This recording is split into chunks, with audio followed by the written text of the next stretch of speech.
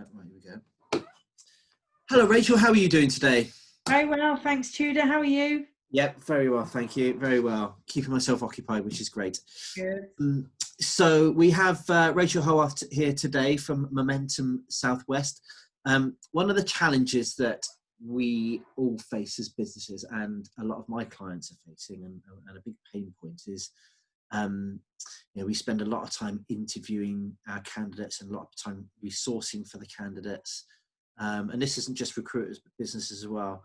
And then we may take them through a psychometric test and second, third interview even. And they get the job and it's all happy days. Everyone's high-fiving each other. But one of the challenges that we're all discussing is the onboarding of these salespeople, and how do we get these guys up to speed effectively, and bringing revenue in. And as a recruiter, from my perspective, we don't want to be paying rebates back on our recruitment fees. But ultimately, we want our people to do really well in the business. So, Rachel, you've got a lot a lot of value to add on this, because we've had a good discussion on this a few times before. So what's your thoughts on the whole onboarding process? Yeah, I've seen it many times where onboarding hasn't been seen as a priority, even though maybe that business or that sales leader has wanted to recruit for that vacancy for a long time. Once the job's accepted and, it's day one for a shiny new salesperson in their job, time gets the better of us, and time gets in the way and stops us from effectively putting a quality induction in place. And often with sales roles, that person is a cost, probably for the first 2 or 3 months before they get up and running. So the quicker that a sales leader and a sales team can get that salesperson effective and knowledgeable about, the company, the products, the services, the processes, all the things that they need, not to mention meeting their customers, because that's obviously another big step in sales induction. The quicker that can happen, the better. The problem is that there's no silver bullets with this. There's no quick way. You have to go through the process of doing a good quality induction. And hopefully, you can utilize heads of department, you can utilize a buddy system, maybe HR, to help you with the sort of orienteering, here's where your desk is, here's where the toilets are, that sort of thing. You can get other people that have maybe been in the business a long time and are very aware of the culture to do some introductions and build some relationships. But essentially, salespeople have to be given really good product knowledge, product knowledge about the services, the products that they're selling. Because sales skills are transferable. Once you know how to sell and how to sell well, and you're consultative and you follow a good sales process and good sales hygiene, and the premise behind CRM and all that sort of stuff, that's very transferable. But what isn't transferable is the product knowledge. So effective sales inductions must have a really good amount of product and service knowledge in there. And there must also be those leadership touch points, and I think good practice is at the end of every week, at the least, the sales manager spends half an hour, maybe an hour with that sales new person, asking them, what have you learned this week? Tell me about what you've learned. Can you repeat it to me? Because if they can't repeat it to you on a Friday afternoon, they're definitely not going to be able to repeat it to your customers in the way that you would want them to. So that gives you a chance to build a relationship with that new person. It gives you a chance to test what they've learnt, but it also gives you that chance to ask them, what other outstanding questions do you have? What are your learning goals for next week? How are you going to go out to your colleagues, maybe to your buddy, or to somebody in another department, and how are you going to self-seek that?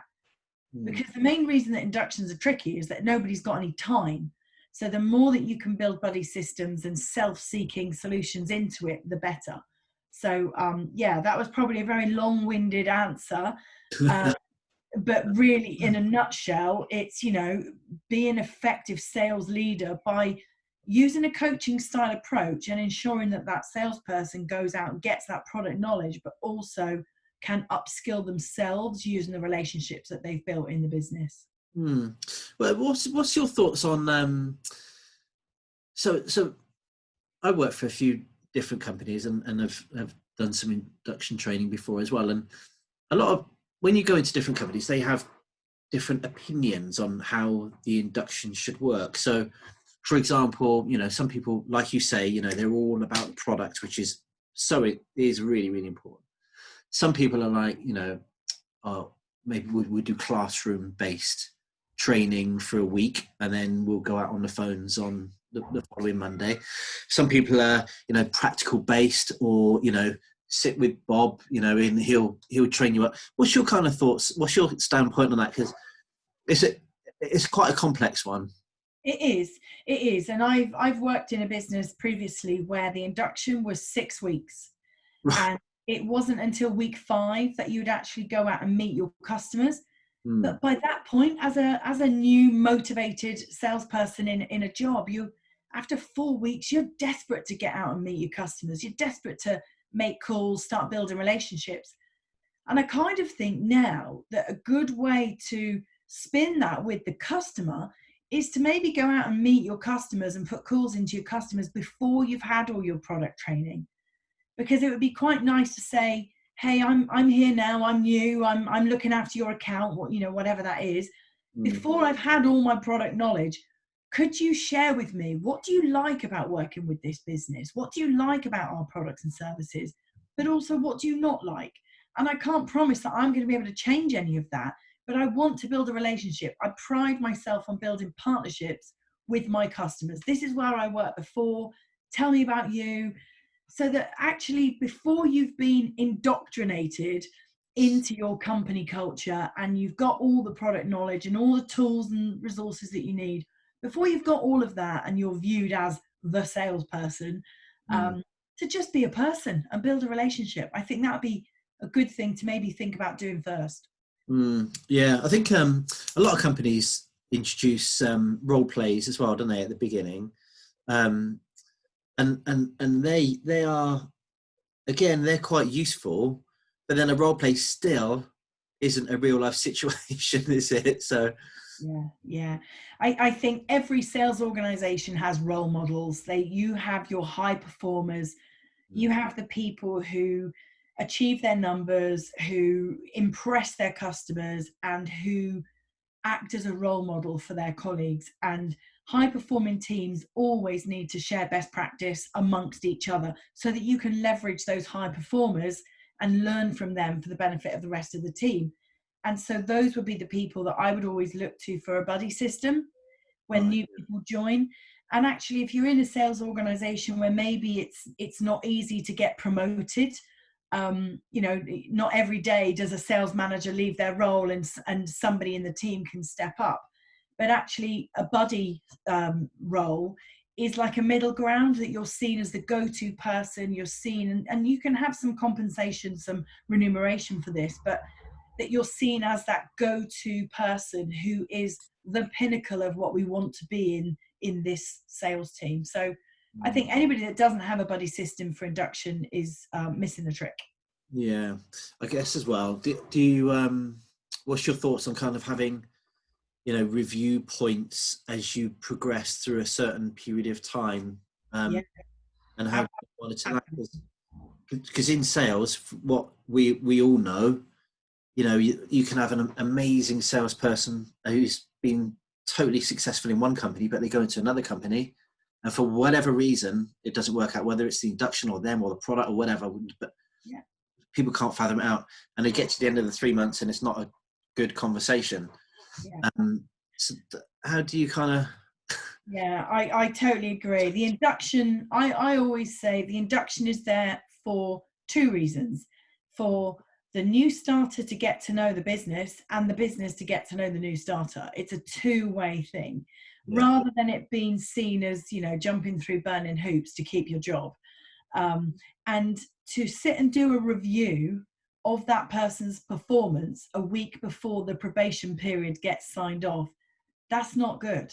There shouldn't be any surprises, which is why that Friday afternoon check-in between a sales leader and their new starter, possibly even with your HR colleague as well, to really get under the skin of, have we done a good job of your induction? How do you feel it's going? What outstanding questions do you have? Because that's your opportunity to give them feedback that actually you haven't quite met our expectations this week. Let me tell you why. Let's agree what we can do about that. We'll take some responsibility for that, but you also need to do too. And this is the plan for next week. And that should be happening every single week, so that probation, there's a very slim chance it won't get signed off, because everybody wants it to be signed off. Nobody wants to go through recruitment and then have to start again. So for me, it's all about that leadership touch point.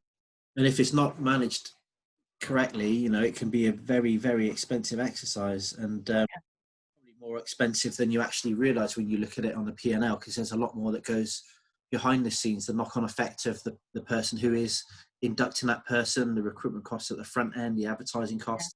You know, it can be quite an expensive process if not managed correctly. But I could talk about this forever, literally. And I know I could talk to you forever as well, Rachel. It's I find it really thank you for that. If anyone has any questions, Rachel runs Momentum Southwest, a training company, is very, very knowledgeable and has a knowledgeable group of people around her as well. Any questions, we'll put your link at the bottom of in the comments, I guess, at when I fathom out how to do that, Rachel. So if anyone has any questions, feel free to get in touch with Rachel or myself, and we'll do our best to help. Great, thank you. Have a great day. Thanks, Judah. Take care. Speak to you soon. Bye. Bye.